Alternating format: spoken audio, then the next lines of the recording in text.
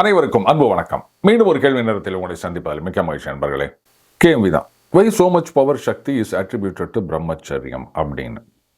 இதுவும் நம்ம ஆராய்ச்சி செய்ய வேண்டிய விஷயம். இது சம்பந்தமாக சைக்கலாஜிக்கலாகவும் நிறைய விஷயங்கள் பார்த்துட்டு வராங்க.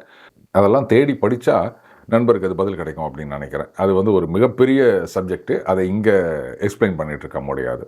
அடுத்த நண்பர் சந்திரசேகர் சந்துரு, இதுதான் எனக்கு புரியல. நன்றாக வந்து கொண்டிருந்த வலைதள பதிவுகள் தற்போது தாமதமாக வருகிறதே ஏன் ஐயா? நீங்களும் பிஜேபி நபர்களைப் போல பொறுப்பை தட்டி கழிக்கிறீங்களே ஏன்? அரசியலை பேசி பேசி அரசியல்வாதிகள் காற்று உங்கள் மீதும் பட்டுவிட்டதா?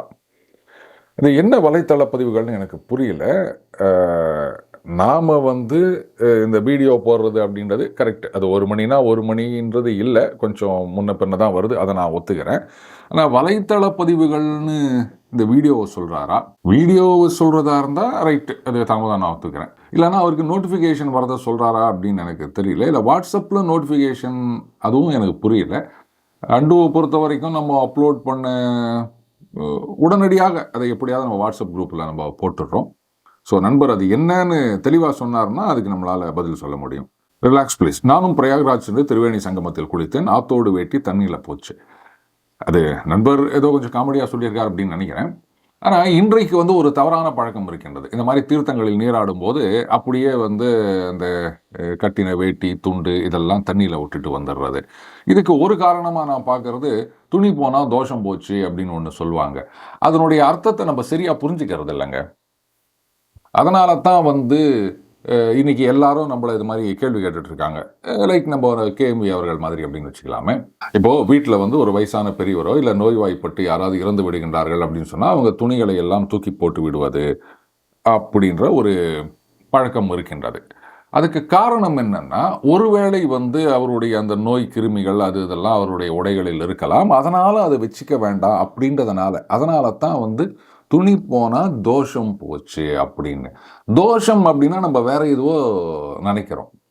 ஜலதோஷம் அப்படின்னா என்ன அர்த்தம்? அந்த தண்ணினால் வருகின்ற ஒரு உபாதை. ஏன்னா ஜலம் சாபம் கொடுத்துச்சு அப்படின்னு அர்த்தமா? அந்த மாதிரி தான் இது ஏதோ ஒரு கிருமினால எதனாலேயோ வருகின்ற உபாதை, கஷ்டம், வியாதி அதெல்லாம் போயிடுச்சு அப்படின்றதுக்காக துணியை தூக்கி போடுறது அப்படின்னு. ஆனால் நாம் அதை தப்பாக புரிஞ்சுட்டு அங்கே போயிட்டு அந்த துணியை விட்டுட்டு வந்துடுறோம். இது என்ன ஆகுது? அந்த தண்ணியே மாசடைந்து விடுகின்றது. தயவு செஞ்சு அந்த மாதிரி யாரும் பண்ணாதீங்க. நண்பர் லோகு வெங்கட், அதனால் பயங்கரமான மழை, பயங்கரமான வெயில், பயங்கரமான பேச்சு. அர்த்தம் இப்படியோ? பயம் காட்டும் மழையோ? இந்த சொல்லாடலுக்கு மாற்று இல்லையா? நல்ல மழை, அது நல்ல பாம்பு மாதிரி. நல்ல மழை அப்படின்னா பொதுவில் நம்ம என்ன சொல்கிறோம்? ஒரு அளவான மழை, யாரையும் பாதிக்காத மழை, தேவையான நேரத்தில் தேவையான அளவு பெய்கின்ற மழை. இப்போது மழைக்காலம் அப்படின்னு நம்ம சில மாதங்களை வச்சுருக்கோம். தென்மேற்கு பருவம், வடகிழக்கு பருவம் அப்படின்னு. அந்த பருவ காலத்தில் அது பரவலாக மழை பெய்யுது. ஒரு நாளைக்கு ஒரு 3 சென்டிமீட்டர் 4 சென்டிமீட்டர் அப்படின்னு எல்லா நாளும் கொஞ்சம் கொஞ்சம் அப்படி விட்டு விட்டு பெஞ்சிட்டு வந்ததுன்னு சொன்னால் யாருக்கும் எந்த பிரச்சனையும் இல்லைங்க. ஆனால் இப்போல்லாம் சமீப காலத்தில் நம்ம பார்க்குற மாதிரி இந்த மில்லிமீட்டர் தாண்டி சென்டிமீட்டர் தாண்டி மீட்டர் கணக்கில் போயிடுது. 1/2 மீட்டர் 3/4 மீட்டர் அப்படின்னு ஒரே நாளில் 24 மணி நேரம் 48 மணி நேரத்தில் மழை பெஞ்சுதுன்னு சொன்னால் அது எல்லாருக்குமே கஷ்டம். அதனுடைய விளைவுகள் பயங்கரமாக இருக்கின்றன. அப்படின்றதுனால தான் நம்ம அதை பயங்கரமான மழை அப்படின்னு சொல்கிறோம். அஃப்கோர்ஸ் என்றைக்கும் 4 பேர் நல்லா மழை பெஞ்சுதுப்பா அப்படின்னு சொல்கிறோம். அது நல்ல பாம்பு மாதிரி தான். அடுத்த நண்பர் சரஸ்வதி வேணுகோபாலன், தம்பியின் பாயிண்ட் ஆஃப் வியூ, அக்காவுக்கு இப்போது தான் அத்திம்பேர் இம்சையிலிருந்து விடுதலை. அது தம்பி மட்டும் இல்லை, அக்கா கூட அந்த மாதிரி நினச்சிருக்கலாம். இது அந்த விடிந்ததா கதையை பற்றி அவங்க சொல்லியிருக்காங்க. இதை பற்றி நான் விரிவாக அந்த கதை நேரத்தில் சொல்கிறேன். அடுத்த நண்பர் ராஜ் பாலசுப்ரமணியன், அனுபவித்து தெளிவாக குறைவின்றி பேசுவது பற்றி சுய உதாரணங்களோடு 2-3 ப்ரோக்ராம் தரணும் ப்ளீஸ். சொல்கிறேன், சுய உதாரணங்களோடு அப்படின்னா உடனே பார்த்தீங்களா இவன் ட்ரம்பட் ஊத ஆரம்பிச்சிட்டான் அப்படின்வாங்க. அஃப்கோர்ஸ் நம்ம எல்லா ப்ரோக்ராம்லேயுமே நம்ம இந்த மாதிரி ஊதிட்டுருக்கோம், அது வேறு விஷயம். ரைட் நண்பரே, விரைவிலேயே அந்த மாதிரி நான் ட்ரை பண்ணுறேன். அடுத்தது நண்பர் ரகு இன்ராமன், don't believe in omens, is that the message the title விடிமா seems to mean? Will they come out of superstitions at least after suffering? அது அப்படி கிடையாது. ஒவ்வொரு விஷயத்துலையும் அது ஆப்ரேட்டிவ் பார்ட் அப்படின்னு சொல்லுவாங்க. அந்த மாதிரி இங்கே அந்த ஆப்ரேட்டிவ் பார்ட் அப்படின்றது அந்த சகுனங்கள் கிடையாது. இதை பற்றி நான் கதை நேரத்தில் நான் விளக்கமாக சொல்கிறேன். அடுத்த நண்பர் ராஜிஜே, அங்கிள் ஏஐ திணிப்பு செய்யாதீங்க ப்ளீஸ், நீங்கள் கதை சொல்லுங்க போதும், கேப் விழுந்து ஒரு கண்டினியூஷன் இல்லாமல் இரிட்டேஷனாக இருக்குது. நண்பர் இப்படி சொல்கிறாங்க, ரைட். அதை நான் கொஞ்சம் வேறு மாதிரி மாற்ற முயற்சி செய்கிறேன். ஏன்னா கதை நேரத்தில் வந்து என் மூஞ்சியே, அஃப்கோர்ஸ் கதை நேரம் மட்டும் இல்லை, பொதுவாகவே வந்து அதை ஆன் பண்ணி விட்டு சவுண்டை மட்டும் கேட்கறது தான் நிறைய பேருடைய பழக்கமாக இருக்கின்றது. ஸோ என் மூஞ்சியை பார்த்துட்டு இருக்கிறதுக்கு பதிலாக கொஞ்சம் வித்தியாசமாக ஏதாவது பார்க்கலாமே அந்த கதையோட சம்பந்தமாக அப்படின்னு தான். ரைட், நான் இதை வேறு மாதிரி ட்ரை பண்ணுறேன். தேங்க்யூ. அடுத்த நண்பர் ரங்கசுவாமியன், sorry A K, this is out of scope for today's topic. Why export quality products are not available for local consumption sale? நல்ல கேள்வி. எந்த கேள்வியாக இருந்தாலும் நான் பதில் சொல்கிறேன். எனக்கு தெரிஞ்சான் எக்ஸ்போர்ட் ஏன் பண்ணுறாங்க இங்கே விற்காம அப்படின்னா, வெரி சிம்பிள், அங்கே நல்ல விலை கிடைக்குது, அவ்வளோதான்.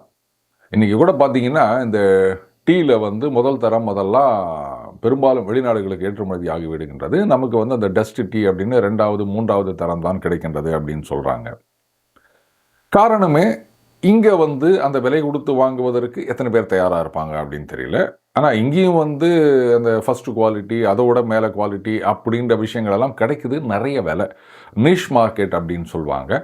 அது தெரிஞ்சவங்க அது விற்கிற இடங்களில் வாங்கிப்பாங்க. நமக்கு அதெல்லாம் கட்டுப்படி ஆகாது. நம்ம அதெல்லாம் பார்த்தது கூட கிடையாது. ஸோ எங்கே விலை அதிகமாக கிடைக்குதோ அங்கே தான் வியாபாரிகள் விற்கணும்னு நினைப்பாங்க. அதை நம்ம தப்புன்னு சொல்ல முடியாது. அந்த விலை கொடுத்து நம்மளால் வாங்க முடியாது.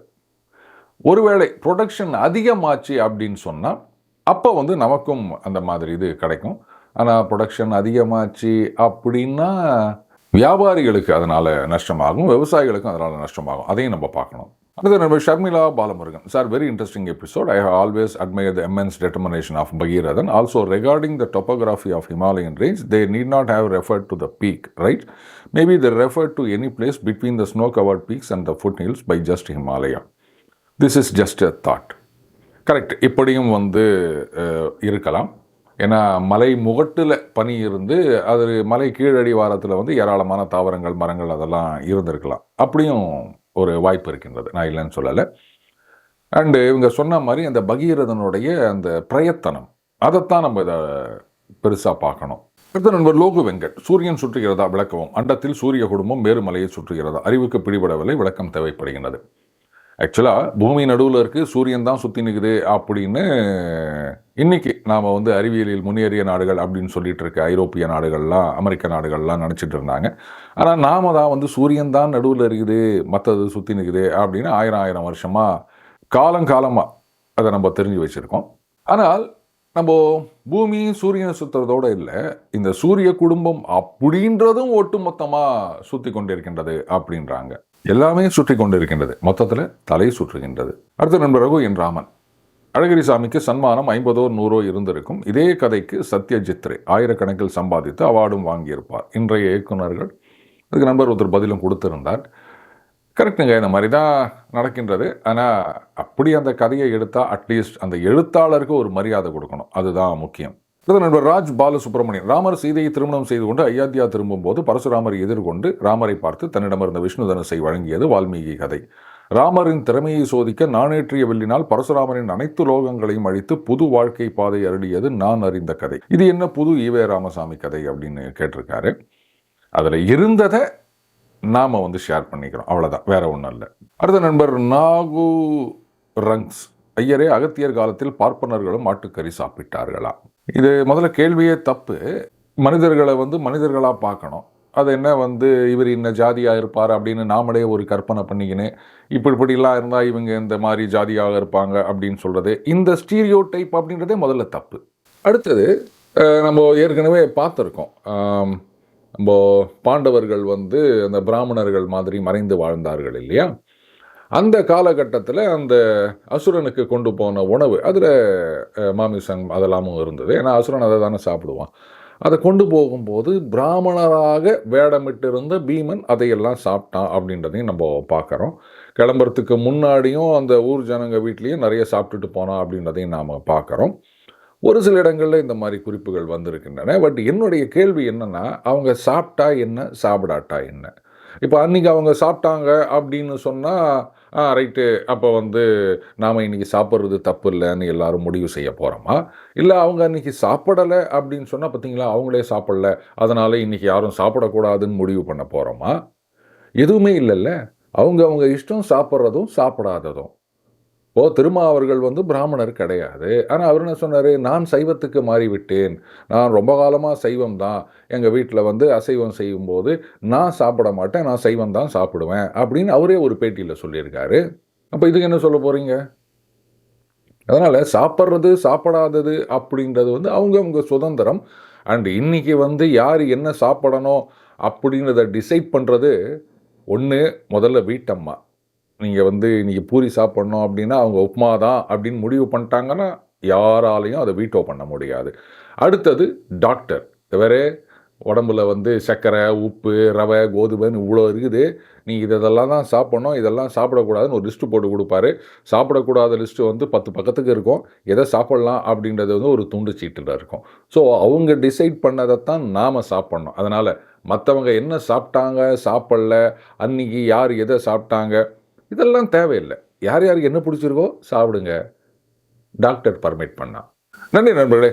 உங்களுடைய கருத்துக்கள், கண்டனங்கள், கேள்விகள், சந்தேகங்கள், விமர்சனங்கள் எதுவாக இருந்தாலும் கமெண்ட்டில் வந்து தவறாமல் பதிவு செய்யுங்கள். அப்போ தான் வந்து நமக்கும் அது ஒரு இன்ட்ராக்டிவாக இருக்கும், நண்பர்களுக்கும் அது வந்து உபயோகமானதாக இருக்கும். அதே மாதிரி இது சம்பந்தமான கூடுதல் தகவல்கள் உங்களுக்கு ஏதாவது தெரிஞ்சுது அப்படின்னு சொன்னால் ஒவ்வொரு விஷயத்தை பற்றியும் அதையும் நீங்கள் தவறாமல் கமெண்ட்டில் போடுங்க. நண்பர் வாசிலி இது மாதிரி தான் அகத்தியர் பற்றியும் இன்னும் சில விஷயங்கள் பற்றியும் அருமையான விளக்கம் கொடுத்திருந்தார். ஸோ இது வந்து ஒரு கூட்டு முயற்சி, எல்லாரும் சேர்ந்து ஊர் கூடி தேர் எடுக்கிற வேலை. உங்கள் எல்லாருடைய பங்களிப்பும் இதில் தேவைப்படுகின்றது. மீண்டும் அடுத்த பதில் சந்திப்போம். வணக்கம்.